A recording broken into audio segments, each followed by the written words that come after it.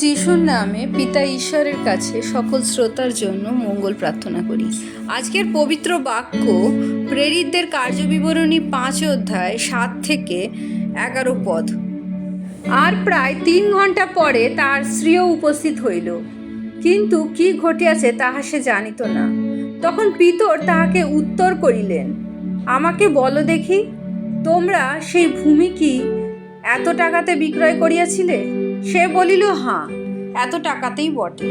তাহাতে পিতর তাহাকে কহিলেন, তোমরা প্রভুর আত্মাকে পরীক্ষা করিবার জন্য কেন এক পরামর্শ হইলে?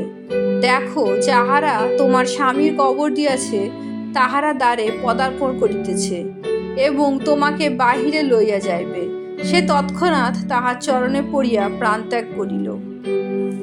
আর ওই যুবকেরা ভিতরে আসিয়া তাহাকে মৃত দেখিল এবং বাহিরে লইয়া গিয়া তাহার স্বামীর পার্শ্বে কবর দিল। তখন সমস্ত মণ্ডলী এবং যত লোক এই কথা শুনিল, সকলেই অতিশয় ভয়গ্রস্ত হইল। ইহাই প্রভুর বাক্য। ঈশ্বরের ধন্যবাদ হোক।